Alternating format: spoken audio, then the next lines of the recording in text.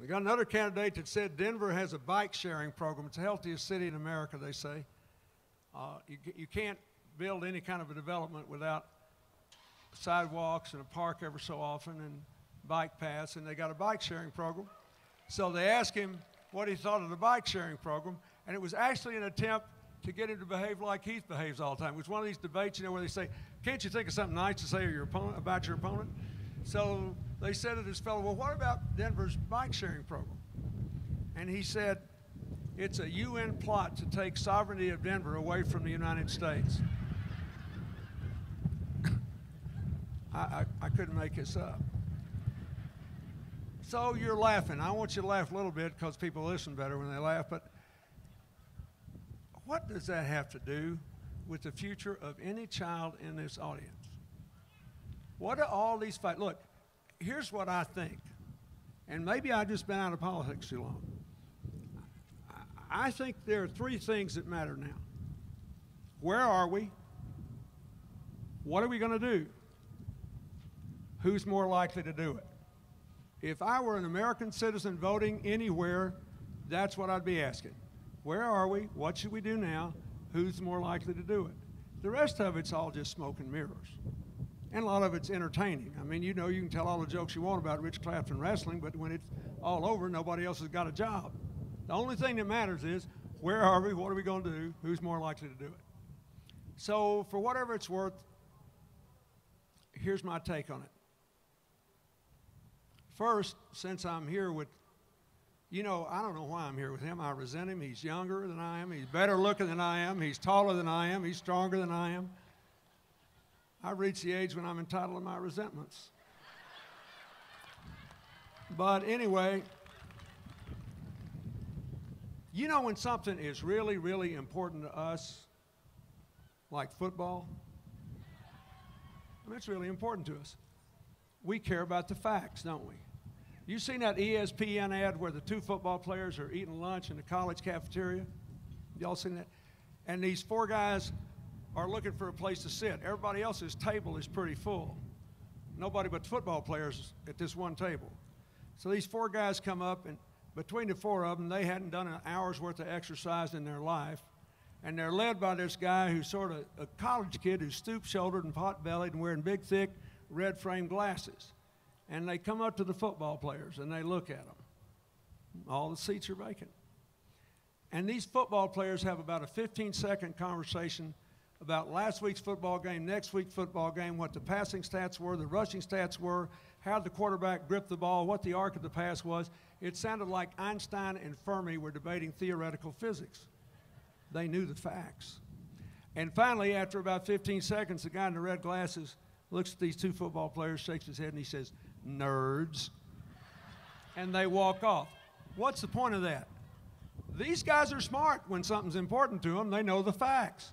It's only when it's not important, like the future of our children, the health of the economy, what America's going to be like for the next 20 years, that we say, don't bother us with the facts. We got our mind made up. Just tell us what name we can call somebody we don't want to be for. Isn't that right? So let's just pretend for a moment that we're dealing with something important today, and let's pretend that we're talking about a football game in which America is playing the rest of the world, because we are. So where are we? Well, after I left office, we went back to trickle-down economics, and the economy produced only 2.5 million jobs before the meltdown, which occurred in September of 2008. It was the biggest financial collapse since the Depression, and it went on from September 2008 straight downhill till about July the 1st, 2009. Since that time, the United States has recovered 70% of its lost annual income. So nobody can really clap because we don't feel better, and people hire Democrats to fix things we don't feel fixed. But how's the competition doing? Germany's recovered 60% of their lost income. Japan's recovered 50% of their lost income. Great Britain's recovered 30% of theirs. Now, that's not cause for applause, but it ought to give you pause. Not applause, but pause before we believe all this name-calling coming out of Washington. The problem, the reason nobody feels better is that all the job creation will come in the last 30% getting out of this hole we were in, and when we get out of it and go on into the future. But that is where we are. That's what the facts show. Or the game films, if we want to continue the football analogy. Okay, so what do we need? We got to have a lot more jobs, a lot more businesses, the money to finance them, the education and training for people to do them, and then we got to deal with this long-term debt problem. It is a serious problem. So let's talk about them one by one. Where are we going to get the jobs? I got a few notes on Heath's record here I want to talk about. Where are we going to get the jobs? I don't need that page. Every serious economic analysis, one of y'all will pick that up if it blows down there. Every serious economic analysis shows that our best chance in rural and urban areas and small towns alike to grow a lot of new jobs are in small business expansion and startups, manufacturing, especially in green energy,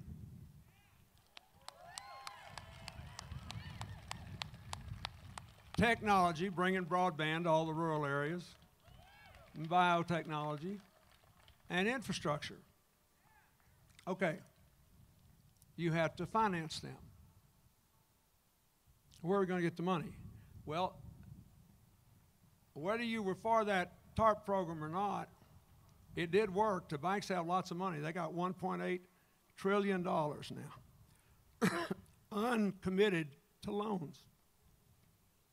So if they started loaning money again, I'm not talking about what brought down Wall Street, where Bear Stearns had $34 at risk for every dollar in cash they made.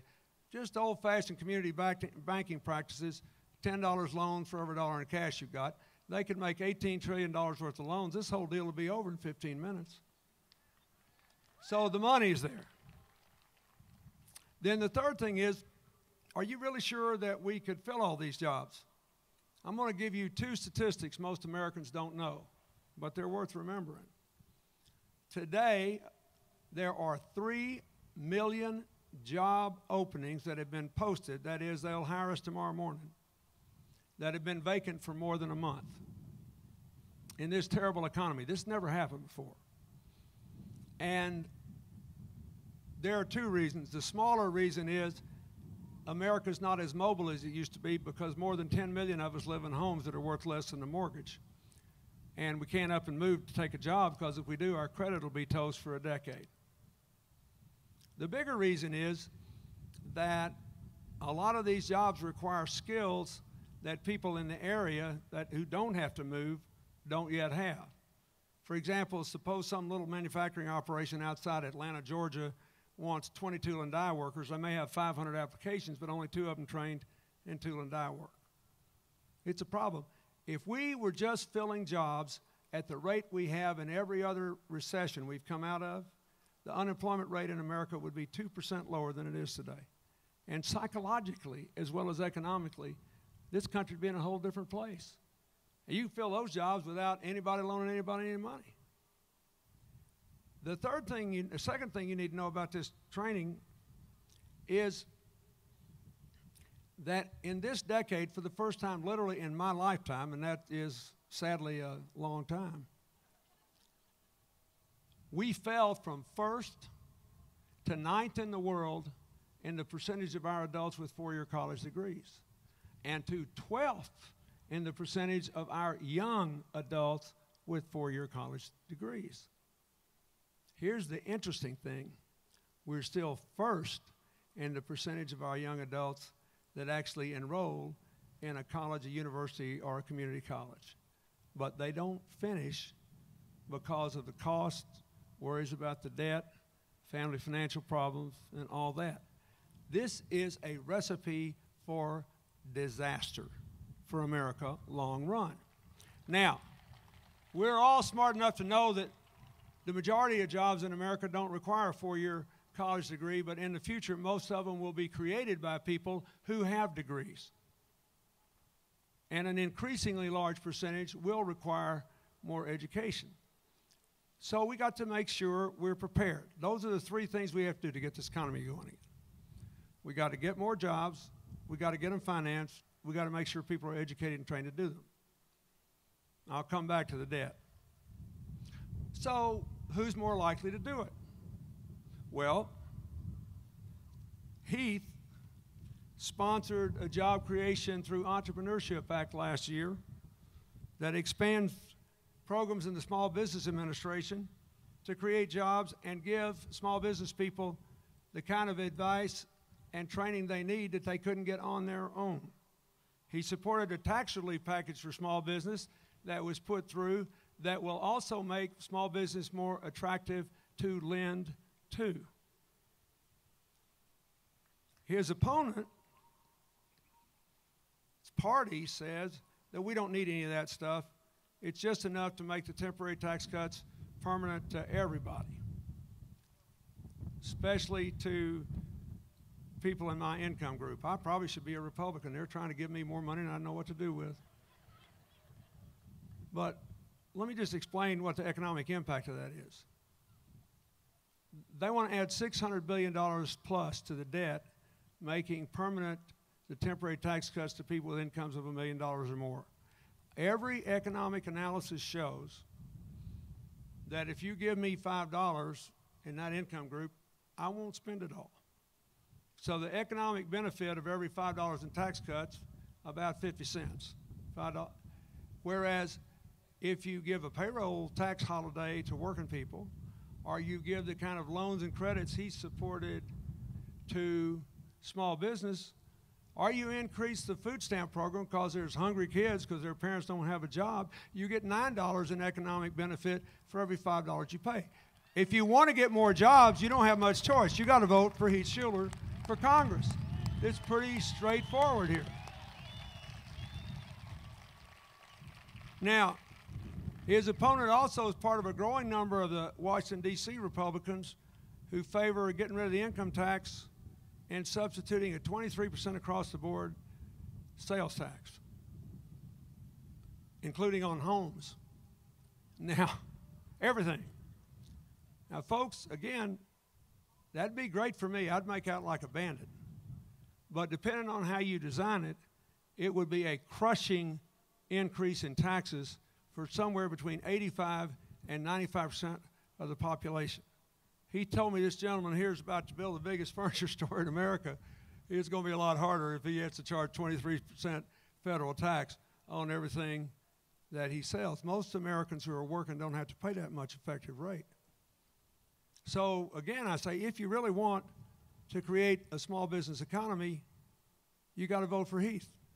Not because we're mad at the other fella, not because of anything you hear on all these national ads that Karl Rove and his crowd are paying for, but because his ideas are better than the other guy's ideas, and you have evidence of it. It doesn't have anything to do with party.